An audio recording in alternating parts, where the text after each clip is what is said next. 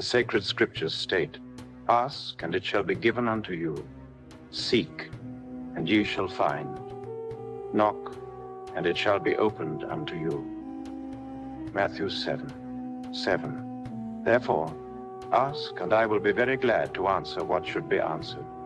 Student, Master, I want to know the reason why I have for a long time a big concern about who am I, where I come from, what is my role in life. If I have a mission to perform, I want to know something related with all of this. Samael Aun Weor. You want answers to your vital questions, right? Who am I? Where do I come from? Where am I going? What it is the purpose of my existence, etc. Unquestionably, it is necessary to know if you feel or do not feel, we might say, any concern of a spiritual nature. Obviously, if you did not feel any concern of a spiritual nature, you would not be here. That is clear. Now, why do you feel that spiritual concern? Since if someone feels it, it is because the divine spark, the immortal spark, to speak more clearly, the monad, in the language of Leibniz, is working your essence. And this is why you have that concern. When the monad does not work upon the essence, such concern does not exist. How could the essence feel such longings if the divine spark does not work upon it? Now, the divine spark works upon the essence when that spark wants the realization of itself, to attain mastery. But if the divine spark does not ever want to attain mastery, then the divine spark will not work upon the essence, and therefore it will never feel intimate. Inner disquietude. Now, in you there is inner disquietude. This shows you that your divine spark is working upon you.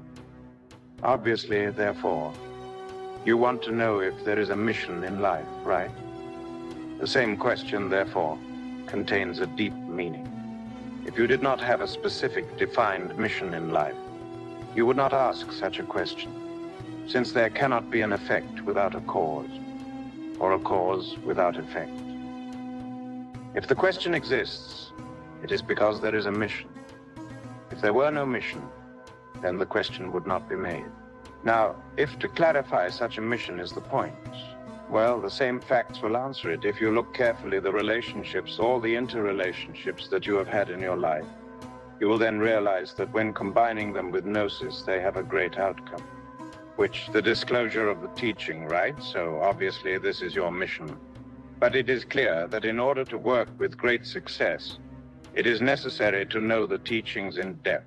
Because if you disclose the teaching without knowing them thoroughly, then you would not disclose them in a perfect way. Therefore, it is required for you to study the doctrine thoroughly, so that the disclosure will be correct. To disseminate the teachings, this is your mission. And if you look at the features of your life, you will verify and experience it for yourself.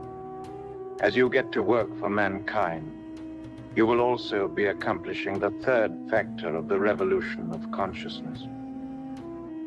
We must work with the three factors.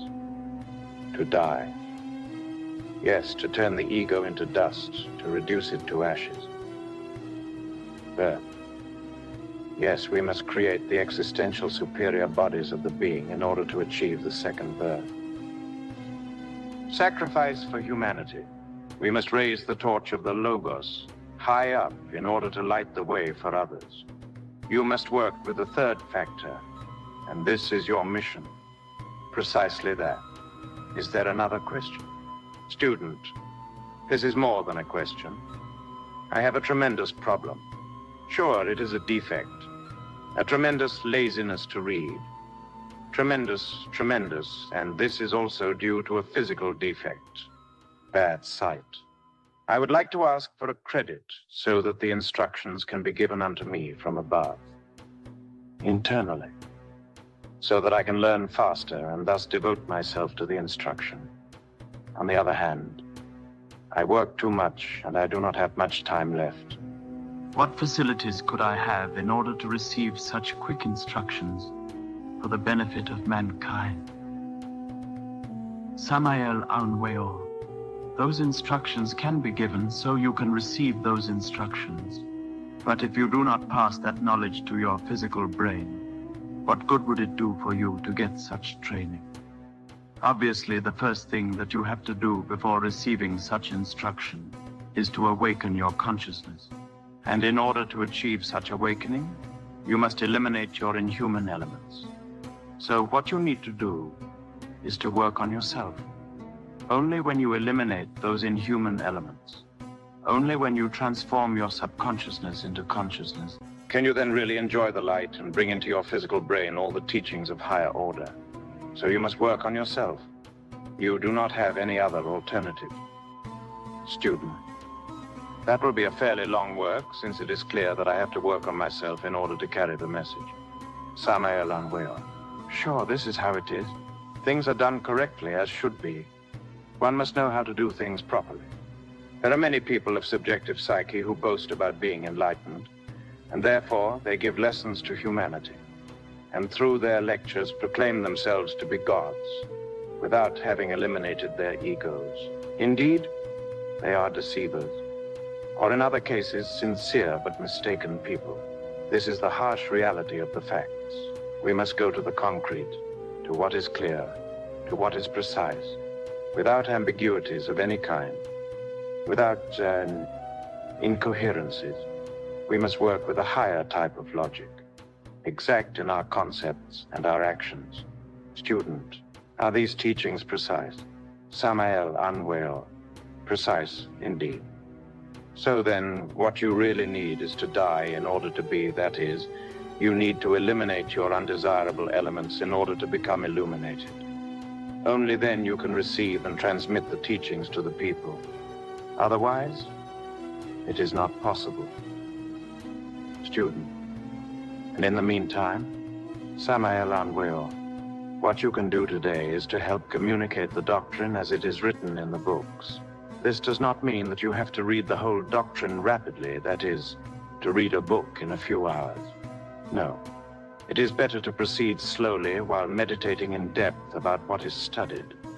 So in this way, you will give the teachings in a most fruitful, efficient, better way. However, if you read a book at 500 kilometers per hour and thereafter want to repeat it when giving the teachings, then you will make of the teachings a mechanistic work, right? Each word must be meditated upon, submitted to profound reflections, integrally comprehended. Therefore, the knowledge, the information that we are placing in our minds must become cognizant. That is the way, I say, to elaborate the superior knowledge in our minds. Student, indeed, since day after day we see in the people more interest in this type of education. Yet we also can observe that the type of teachings that are being given are delivered by people who do not know what they're saying. People who are speculating. There is a tremendous speculation about the knowledge of all of these things, about everything. For example, cases have happened as those related with interplanetary beings. No one has given an exact version. Samael Aun Weor. Well, unquestionably, for many years, a lot has been said about flying saucers. Indeed, after the Second World War, newspapers around the world devoted to spread to the four winds several stories about those flying saucers, about UFOs, to speak more clearly. On that occasion, I said emphatically that these frisbees were spaceships crewed by inhabitants of other planets. And so I gave the news in the first Spanish edition of my book entitled The Perfect Matrimony, 1950. I have the satisfaction of having been the first to give the news to the world. The people then did not believe me. They laughed at me, and they even considered me crazy. Nevertheless, today, here, there, yonder, and everywhere, there are reports of people who have made direct contact with people from other planets. Nonetheless, I do not want to say that 100% of the news about flying saucers is accurate. Naturally, many people have the habit of mockery. Subjects that laugh, who cast certain illuminated flying balloons, who do tricks, etc. It is obvious that darkness is always next to the light. From the sublime to the ridiculous, there is always but one step. However, this matter about flying saucers or UFOs is not less interesting because of those people. I repeat, From the sublime to the ridiculous, there is always but one step. Therefore, in regard to this subject of spaceships, we must try to eliminate the ridiculous and look for the serious people. Precisely here in the capital city of Mexico, from the Latin American tower, we saw a spaceship. We were drinking coffee very quietly when all of a sudden, one of the people caught our attention and wanted all of us to look towards a point in the sky. We observed indeed a wonderful spaceship hovering low over the capital city of Mexico, a relatively short distance from the Latin American tower. It seemed to be stationary in the sky. It was glowing because of the sunlight, since we were in broad daylight. Later, the ship moved away slowly and then ascended vertically in order to disappear in the infinite outer space. Thus, we were witnesses of this fact. Sure, if we had a camera at that time, we would have been able to photograph the ship, but we did not have a camera. Some days ago, on television, it happened that Jacobo Zabludovsky addressed the people of Mexico, mocking the flying saucers or UFOs. After watching his television broadcast, some young people who were in the street called my attention. I went out to see what was going on. With amazement, we saw a spaceship passing over the roof of my house. It slid slowly in the sky. Thus, the neighbors who had called me could not help but laugh about Jacobo Zabludovsky and his skeptical remarks, since we all had there before our eyes a cosmic ship. We saw that ship, we would say, gliding, and finally vertically ascending until disappearing into the infinite. Student, master, what is the function, or what are those aliens that come to Earth doing here? What is their mission? Samael Aun Weor. Well, they intend to help humanity in these critical times in which we live. That is all. But continuing with narrations that concerns me, I will tell you this. One day I managed to get in direct contact with the crew of one of those cosmic ships. The ship landed in the Desierto de los Leones, here in Mexico. I went naturally towards the place in the forest where the ship landed. I was fortunate to have seen it. And as I approached, I was astonished that the ship was perched on a wonderful tripod. It was a formidable, round, extraordinary ship. A door opened, and the captain, followed by the entire crew, descended from it. I had no objection to address the captain of the ship. I said, "I would like you to take me to the planet Mars. My divine monad is the ruler of that world. However, I have not been brought there personally, physically." The captain kept silence. Then came the best. All of the crew sat on the grass, we would say. They sat on the ground of the Lion's Desert. Desert because there are few people there. But it is not a desert. It is a forest. Among the crew, there were two ladies. I continued telling the captain, "I am a writer. I have a mission to help humanity. If I ask you to take me to other planets, it is not for me, but for humanity. Thus, I want you to take me to Mars." "To Mars? That is just around the corner?" said the captain, as if I was requesting a trip to Xochimilco. For him, my request had very little wisdom. Yet, I kept at my request, saying, "Well, it is because I am a writer, and I want to bring from other planets their culture and civilization, and to write about it in order to help humanity. I'm not an intellectual animal, I'm a human being. And the request that I do," I said, "is with the responsibility that a human being can grant to such request, and not as an intellectual animal would, but as a human being does, which is different." He kept silence. One of the ladies of the crew took the floor and said, "If we put a plant that is not aromatic next to a plant that is aromatic, it is clear that the one that is not aromatic will get impregnated with the aroma of the one which is aromatic, right?" I answered, "Indeed, that is true. That is true." She continued, "So it is with the planets in space. Planets whose humanities in the past went bad, little by little were impregnated with the good vibrations of the neighboring humanities of other planets. So the humanities that were lost were transformed. Now they march in tune with the neighboring humanities that move well. But we just arrived at this moment to the planet Earth, and we see that is not happening here. What is happening on this planet? Such was the question they asked me. I gave my answer. It is because this planet suffers a mistake of the gods. But then, on reflection, I finished my answer by adding the following. This is the karma of the worlds. Of course, those two ladies nodded in affirmation. The captain of the ship also nodded, and all of them agreed. Thus, those men and women are true gods in human bodies. They are not ordinary profane, nor humanoids. Again, they are gods. Those ladies are great beings, gods with female bodies, with bodies of true human beings. They are highly scientific people with very deep knowledge. I insisted on my request to the captain and said, I want you to take me now. And I even grabbed the tripod upon which the ship was planted. I was ready to leave. It was morning. I was ready to leave. Yet the captain gave me an answer that was definitive. He said, along the way, we will see. I understood the answer. I knew which way he was referring to. It is the esoteric path.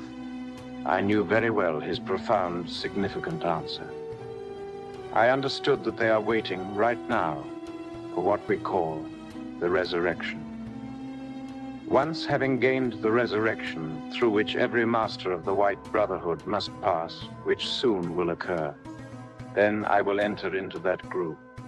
I also knew that ship was an intergalactic ship, and that they are intergalactic travelers. As I told you, my request was considered like a pretense of a low standard. I understood that they are perfect humans. Gods, I repeat, with human bodies, sentient beings, vastly superior to the people, better said, to the intellectual animals that populate the face of the earth. Yes, they are sentient beings, that the Earthlings or intellectual animals are not capable of comprehending. Clearly, the rational earthly homunculi misjudge their fellow extraterrestrials, since Earthlings are not properly prepared in order to understand them. Thus, I was very pleased with his response. Thereafter, the captain returned to his ship, and with his crew boarded that flying sphere. I withdrew to some distance in order not to receive damage because of radiation, and the spacecraft took off from the center of that forest. The skin of those humans was copper-toned, of medium height, slender bodies, provided with a great science and vastly superior to the capabilities of the Earthlings. They do not come to do any harm to people. They are simply studying the planet Earth and intend to help humanity. It may be soon that I will become part of such a group, and it will be in order to bring evidence here on the Earth of the existence of life on other planets. Specimens of minerals, plants, and even living organisms that will be placed on the tables of the scientists. We will write texts that will publicly appear. Additionally, we will deliver proof of what we write. Then the mentality of the people will be directed to the other worlds of space. Indeed, the minds of people will be directed to other worlds, due to our evidence and tests. Then people will cast their minds towards these other worlds, and will attract, in a magnetic manner, the vibrations of the other worlds. So that radiation will permeate the entire Earth, since it is necessary for our Earth to become impregnated with the vibrations of other worlds. In synthesis, this is the conclusion of what they have given. And with what I have said, this forms a unique whole. So this is how this planet will receive a great benefit. Nevertheless, cataclysms will occur, since cataclysms are cataclysms. But the vibration will remain on the Earth in order to make a better world. Student: Master, do those type of beings have a perfection similar to that of Jesus Christ, for example? Samael Aun Weor. They are humans of a superior rank.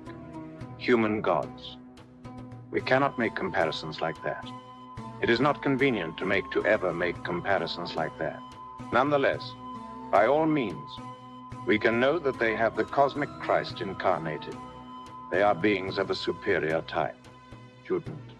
The Christ is also cosmic. Samael Aun Weor. Christ, properly stated, is cosmic, universal. Christ manifests itself within every human that is properly prepared. Christ not only expressed within Jesus of Nazareth. One day Christ also expressed himself within Quetzalcoatl. Christ expressed through Krishna and through Gautama, the Buddha Sakyamuni, and through many other superior humans, like Hermes, Trismegistus, or the Holy Lama.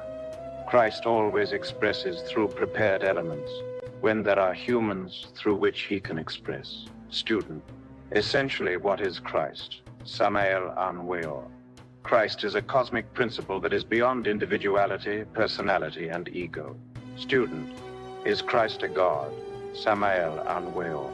Christ is, what has always been, and always will be. Christ is the life that throbs in each atom, as it palpitates in every sun. This what Christ is. We must state that we must not define Christ as saying that is a God. Rather, Christ is that wonderful agent that expresses itself through any God or any human, as long as such divine or human instrument is properly, exquisitely prepared.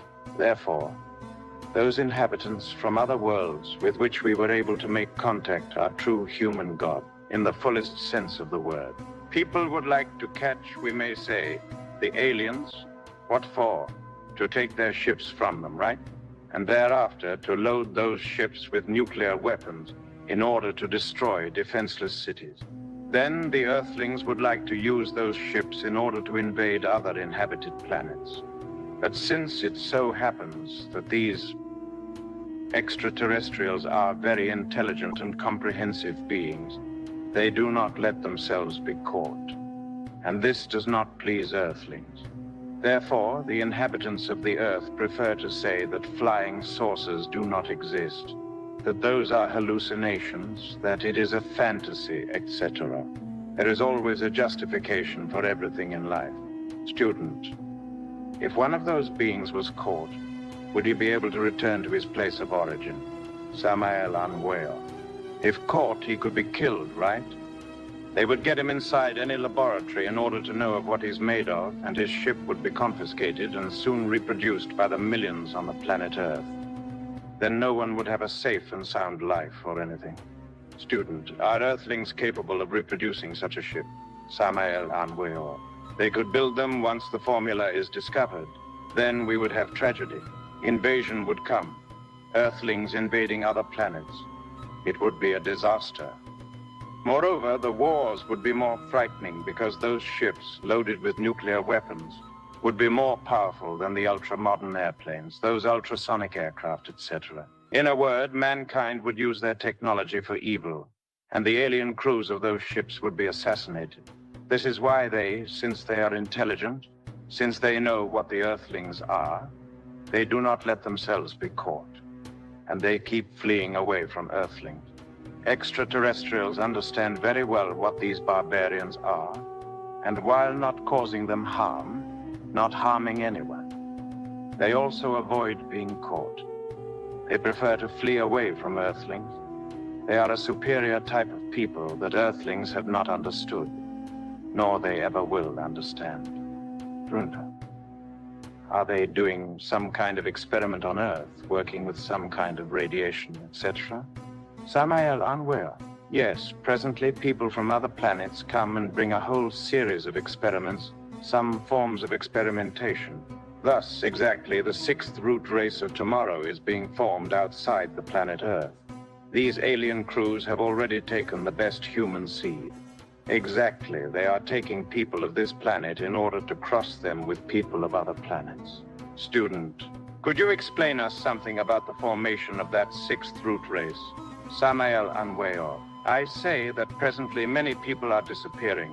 They are being taken to other planets. These people are taken in order to cross them with different planetary humanities. The outcome of such crossings will be brought back to Earth after the great cataclysm. So, these people will appear in the purified Earth of tomorrow. They will form the sixth root race. Therefore, the future Jerusalem of which the revelation of St. John speaks will have that new people, a holy and wonderful people. So presently the sixth root race is being formed with people who have been taken from Earth and who are being crossed with inhabitants of other planets. This is intriguingly interesting, right? This is what I wanted to clarify. Student, are men and women being taken? Samael Aun Weor. Yes. Crews of ships have disappeared. Airplanes have disappeared. People who from one day to the next, we do not know anything about them since they have been taken to other planets in order to cross them with people from those planets. Student, but these men and women who are taken are healthy people, right? Samael Aun Weor. We're more or less healthy people because the purpose is to collect the best human seed they can in order to cross it with other breeds, with people from other planets, in order to plant upon the face of the earth a better type of humanity. Student, that new kind of humanity, the sixth root race, will appear in how many years?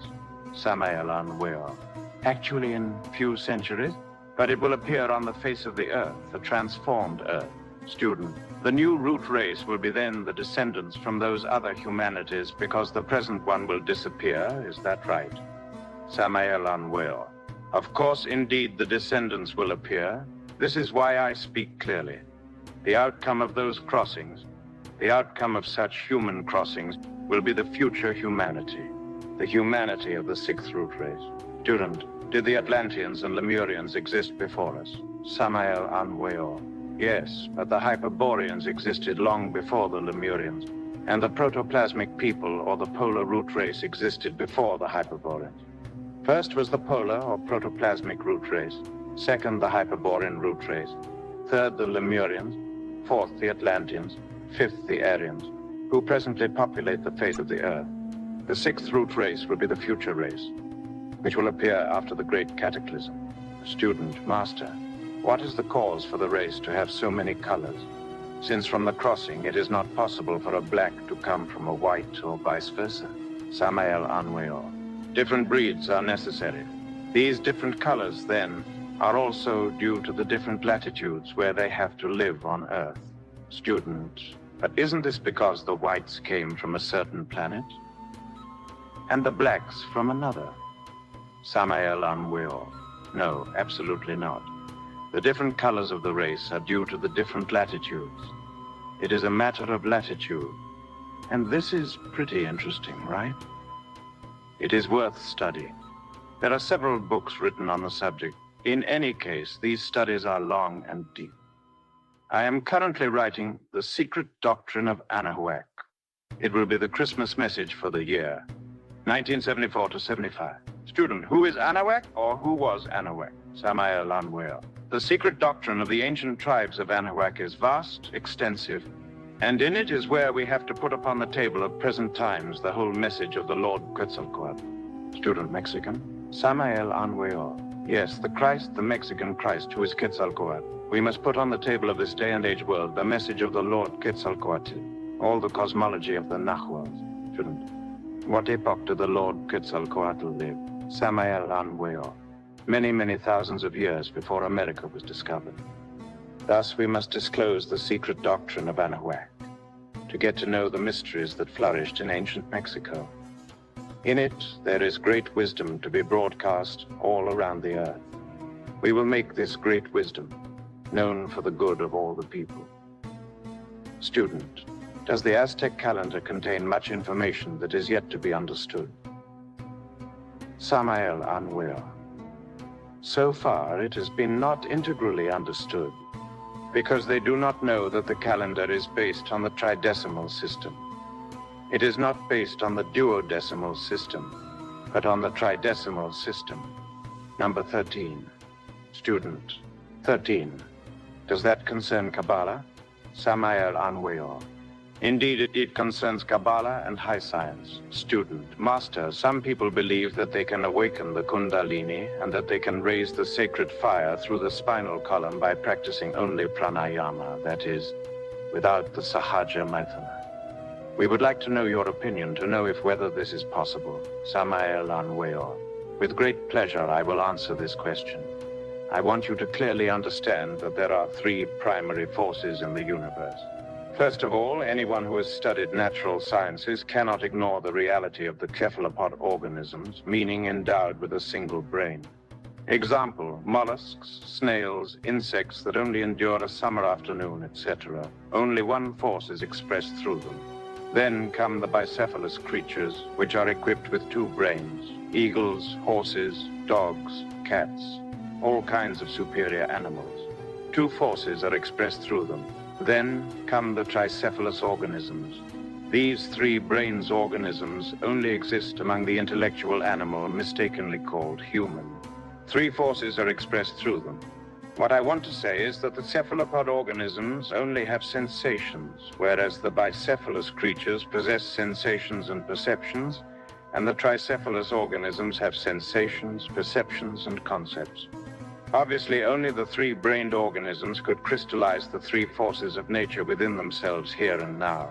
These three forces are represented in India as Brahma, Vishnu, and Shiva: the holy affirmation, the holy negation, and holy conciliation. Positive, negative, and neutral forces. Three forces are indispensably necessary in order to create a child. First, the holy affirmation would be represented by the male element, and the second, the holy negation, would be represented by the feminine element. During copulation, the holy conciliation reconciles the two forces, male and female, in order to create a child. Undoubtedly, it would be impossible to create a child without the support of the three forces of nature. Now, let us address Devi Kundalini. Obviously, the igneous serpent of our magical powers could never develop and function by a single force, whether it be the male or female force. The intervention of the three forces is always required: positive, negative, and neutral. Holy affirmation, holy negation, and holy conciliation. To want to develop Kundalini with a single force is like trying to create a child with a single force. That is completely impossible. That would be like wanting to contradict the tantric wisdom. Those who want to truly know our basis should study Eastern Tantra, explore the Buddhist Tantra, Tantra of the Yellow Church of Tibet, the Zen Buddhist Tantra, or Chan of China, etc. Anyone who has received the Tantra initiation, who is familiar with the Tantras, and has deepened in the esotericism of the Sahaja Mathuna, knows from personal experience that the development of Kundalini is only possible through the cooperation of the three forces. And these three forces can only unite and work indeed in the forge of the Cyclops, in the ninth sphere, the Sahaja Mathuna. Nonetheless, it so happens that many people who practice pranayama can cause sparks from the flame to jump. It is clear that everyone has a true bonfire in the coccyx. Yes, we have Devi Kundalini Shakti coiled 3.5 times in the coccyx. There is a close link between breath and sex. Through breath, it is possible to cause sparks to jump. If you blow upon a dying spark out there somewhere having fuel, you will see how that spark can cause other sparks to jump. Thus, truly, with pranayama, all that one can do is to cause sparks to jump. Pranayama could never develop and unfold the serpentine annular fire that develops in the body of the ascetic. Through pranayama, you could never make the Kundalini rise up through the spinal column to the brain. Those who practice pranayama can cause certain sparks to circulate through their spinal nadis or channels. Thus, they may have had this or that enlightenment, this or that extrasensory perception, etc. And because of that, believe they have awakened the Kundalini. Thereafter, they go emphatically affirming that the Kundalini can be awakened based only on pranayama. This affirmation is completely false and contradicts the Tantra initiation, against the Tantras taught in esoteric schools. So, I have said what it is, the reality. Therefore, whosoever wants to truly awaken, develop, and unfold their Kundalini must necessarily descend to the ninth sphere. To deny this would be like tearing down the divine comedy of Dante, tearing down the old texts of ancient wisdom, or to reduce to powder Homer's Iliad, Virgil's Aeneid, esotericism of the four Gospels, the Apocalypse of St. John, the esotericism of the Bhagavad Gita, and the Quran, etc. It is unfortunate that in the world there are still people who launch baseless concepts. They are wrong, that's all. Student, why do the Gnostic teachings indicate that a new creature can breed only in the dark? Why do they state that it is only possible to fabricate the superior existential bodies of the being at night? Samael Aun Weor. The crude reality is that because of the arrangement of the creative organs, reproduction takes place in the darkness. The spermatozoon emerges propelled from the male sexual glands in the darkness, not illuminated by sunlight. In darkness, it finds its way through the fallopian tubes in order to meet the egg that descends from the follicle graft and is gestated in the darkness of the womb. What would happen if instead of emerging from the male sexual glands protected by darkness, the spermatozoon was propelled in the sunlight, could get out uncovered, so that the sun could bath it with light? What would happen if the fetus was not in darkness, but was uncovered in the womb, exposed to direct sunlight? It is obvious that failure would be a fact. So then, because of the arrangement of the very same creative organs, fertilization is always done in darkness. Also, the wise must also work within the obscurity and august silence of thought in order to one day reach the intimate self-realization of the being. The work at night is indicated by that virgin of the Immaculate Conception standing on the moon and dressed in a blue robe. Student, dear Master, since Satan is the reflection of God and therefore Satan being love, it is not incongruent to say that the ego is satanic. Samael Aun Weor. Remember that there are two types of darkness. We will call the first the darkness of silence and of the august secret of the wise. We will classify the second as the darkness of ignorance and error. Obviously, the first is the superior darkness. Undoubtedly, the second is the infra-obscurity. This means that darkness polarizes itself. Thus, the negative is just the unfoldment of the positive. By simple logical deduction, I invite you to comprehend that Prometheus Lucifer, chained to the hard rock, sacrificing himself for us, subjected to all the tortures, even being the needle of the scale, the giver of light, the guardian of the seven mansions, so that no one enter save those who have been anointed by wisdom, and who carry in their right hand the lamp of Hermes, inevitably unfolds himself into the fatal aspect of the egoic multiplicity, into those sinister psychic aggregates that form our I, and which have been properly studied by Tantric Buddhist esotericism. With this explanation, gentlemen, I think that you have understood my words. Student, Master, would you be so kind to explain why? To start the esoteric work on ourselves, we must have the level of a good householder. Samael Aun Weor. Certainly, whosoever wants to attain self-realization, to successfully walk on the path of the razor's edge, must first of all be a good householder to know how to handle their home with harmony, with beauty and perfection. Those who in practical life have failed to organize their home are useless for the path. They can never self-realize themselves. I have observed that many of those who want to walk on the path have failed because they are not good householders. Thus, they have certainly been manifest failures. Student and Master, there are some managers from the Gnostic movement who think that the groups they lead belong to them. They think that these groups are theirs. We want to know what you think about these cases that we mentioned. Samael Aun Weor. In the great work of the Father, we must all work selflessly. Ideas pass, people pass, everything passes. Nothing belongs to us. The only reality is the being. The being never passes. To believe, therefore, there are owners of certain groups is selfishness and ignorance. Because again, people pass, and people who are with us today will no longer be with us tomorrow. It is therefore absurd to take possession of people. In the Gnostic movement, we all work selflessly for the common good. All brothers and sisters form part of a great army, called the World Salvation Army. That is all. Student, to what do you attribute the fact that a large number of people enter the Gnostic studies and then leave? Samael Aun Weor. First of all, we must think about the permanent center of gravity.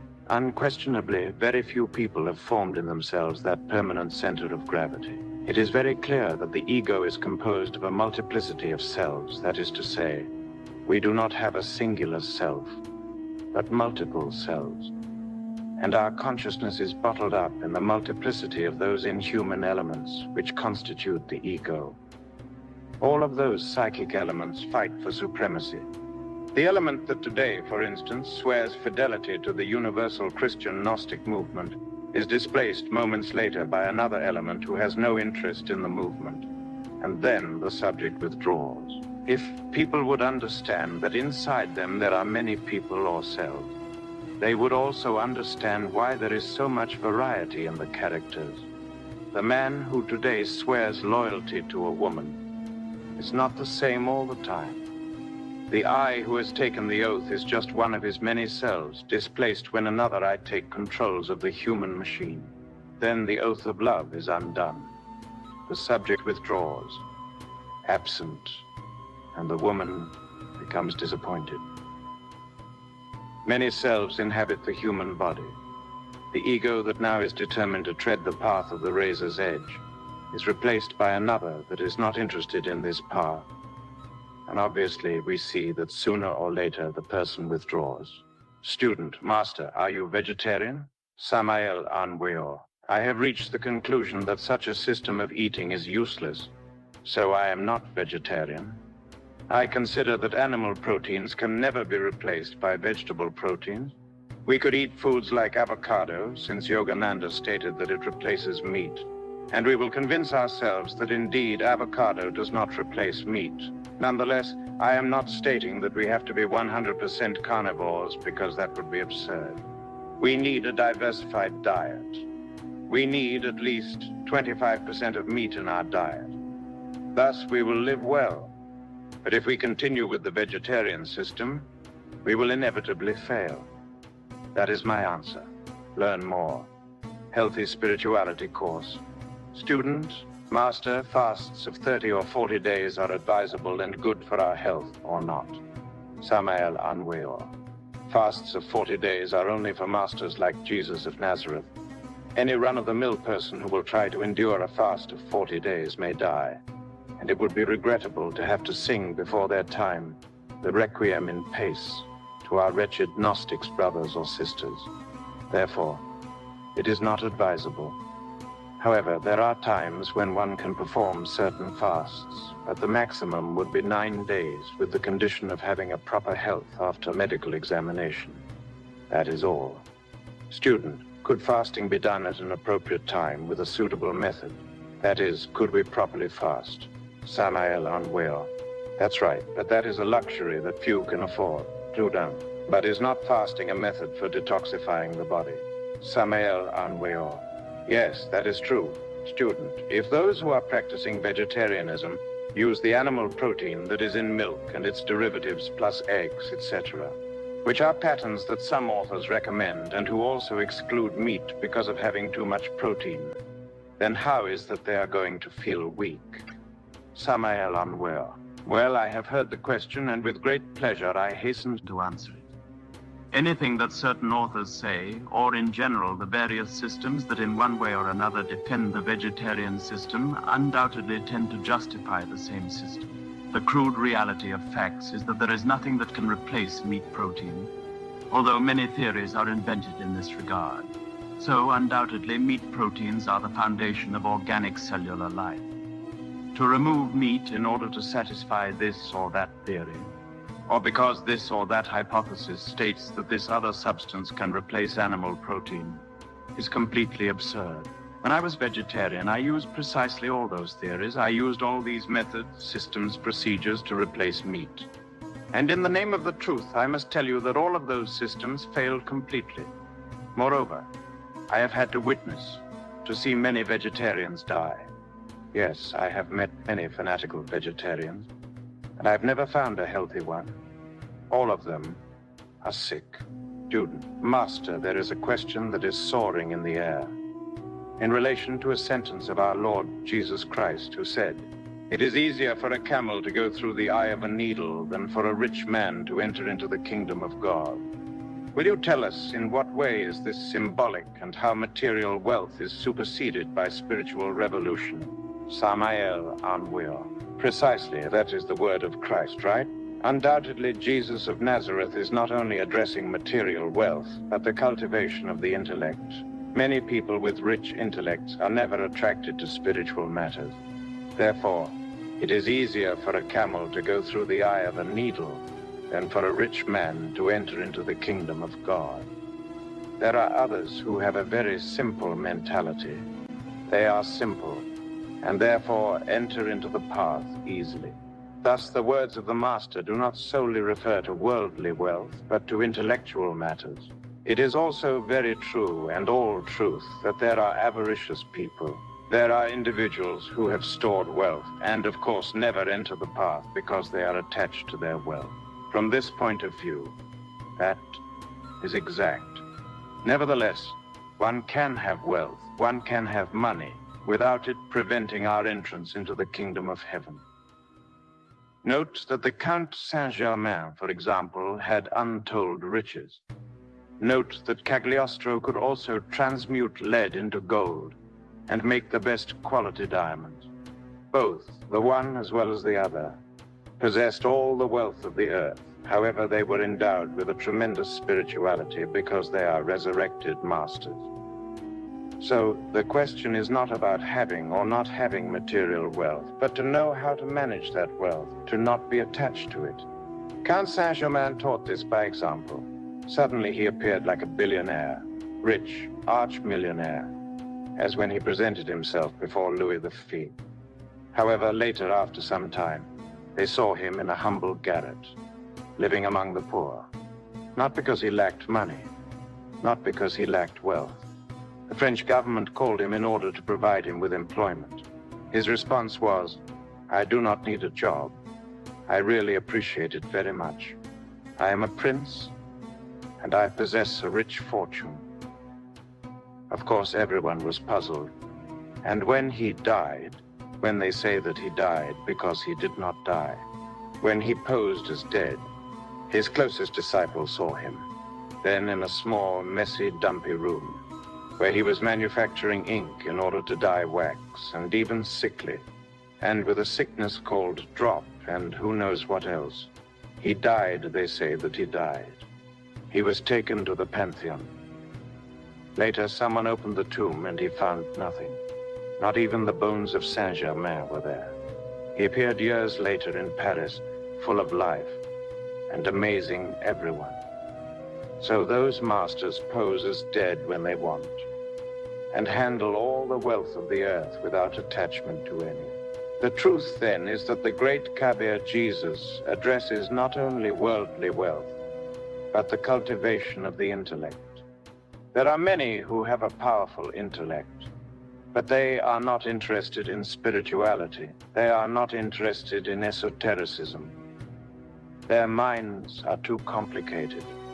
There are others who have worldly wealth, and they are so attached to their worldly wealth that they also are not interested in spirituality because they love more their wealth than anything else. Thus, earthly possessions are not everything. Expand the concept to encompass the cultivation of the intellect. Student, regarding the practice of the Arcanum, I heard two theories. Some state that when the Arcanum is practiced with passion, one gets a better transmutation. Others sustain that the great Arcanum should be practiced free and clear of all sorts of passions. Which of these two is right? Samael Aun Weor. In regard to the Arcanum, there are degrees and degrees. Unquestionably, we cannot demand an animal to be free of passion. What happens is that animal states, the inferior sexual impulses, must be eliminated. Yet, This is done in a progressively improving way. It would be absolutely impossible to demand from a pair of beasts to be holy from one day to the next. Howbeit, as it is already stated by the Apostle Paul of Tarsus, that was not first which is spiritual, but that which is animal, and afterward, that which is spiritual. 1 Corinthians 15:46. The work of transmutation, therefore, starts at a very inferior level of animality, yet, as one progresses on the rocky path, as the inferior animalistic states are being eliminated, the creature then becomes depurated, until finally becoming completely sublimated. My memory recalls something very interesting regarding this.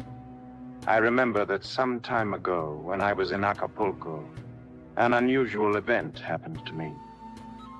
Outside my physical body, I met a mystical man who appeared to be from the Middle Ages. He tried to make the famous stigmata on my hands. With a nail, he tried to pierce my hands. It so happened that despite the advanced mystical manner in which I was doing my work in the ninth sphere, he managed to push the nail to a certain point, but no more. Then thunder and lightning erupted from the palms of my hands. But he did not achieve what he intended. Then he escorted me to the Gnostic church and introduced me to a great master. My real inner being strode alongside me. At that time, the perforations of the stigmata were not yet on my astral hands.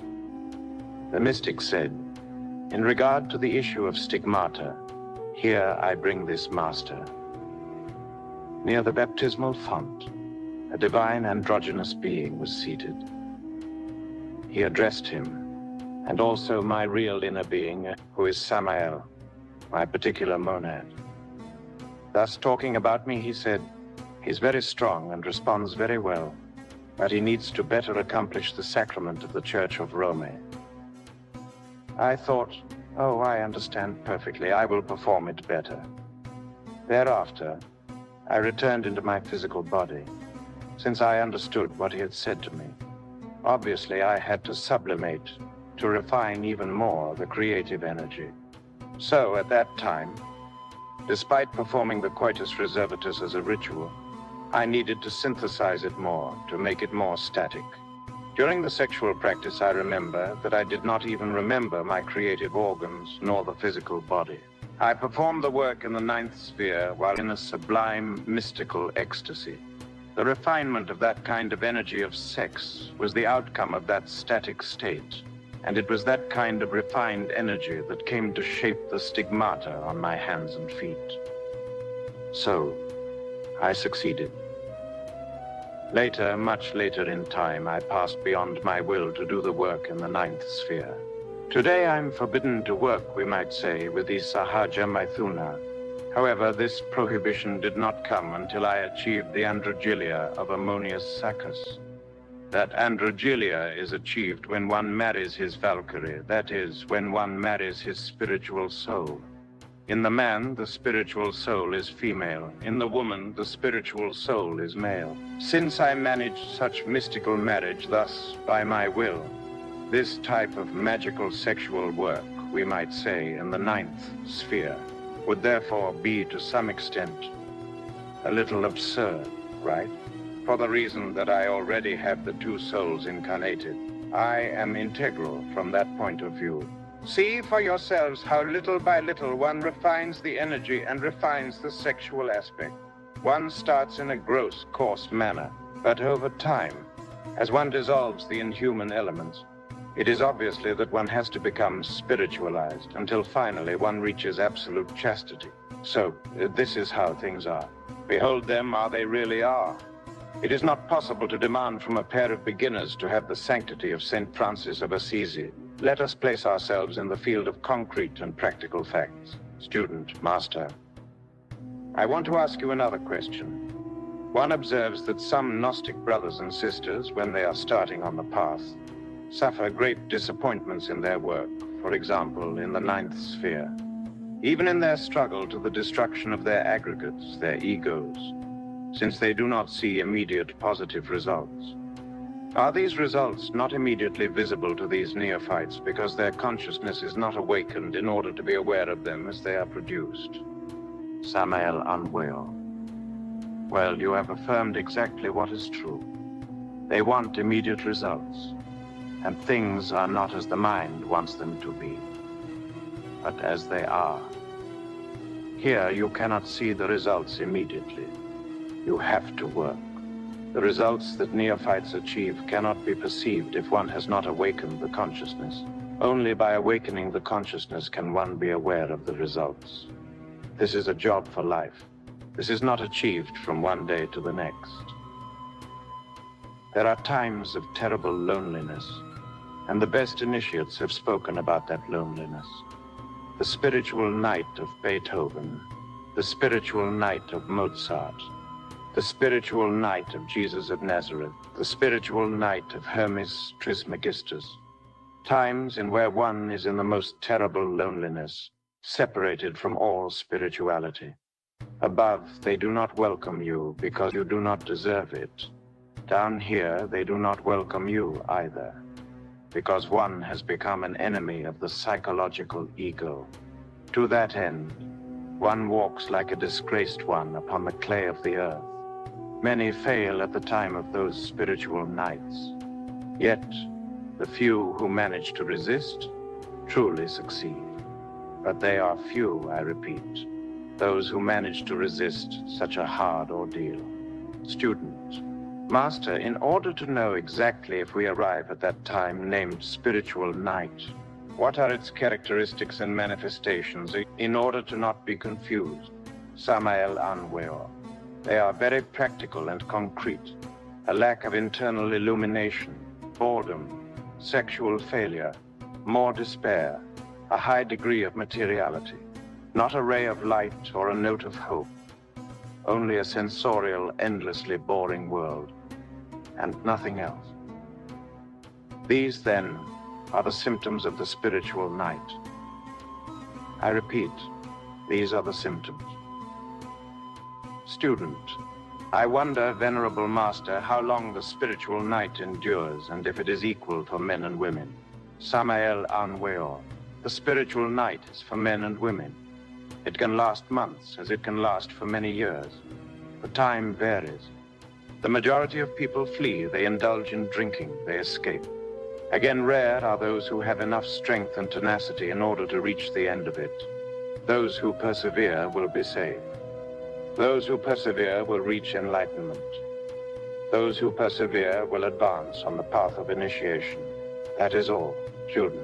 Master, what formulas could you give to the creatures that pass through that trance, so that they come out of it as soon as possible? Samael Aun Weor. In the midst of solitude and silence, in the midst of pain and widowhood, before boredom, emptiness, there is only one way. Meditation. When the mind is quiet, when the mind is silent, the new arrives. During meditation, one must exhaust the process of thinking. When that process is exhausted, then the new arrives. If we achieve the emergence of the illuminating void within the mind, we will then receive enlightenment, and this will comfort us greatly. In times of strong temptation, as said by Fray Diego de Molina in his spiritual guide, one needs to submerge into introspection, into profound meditation.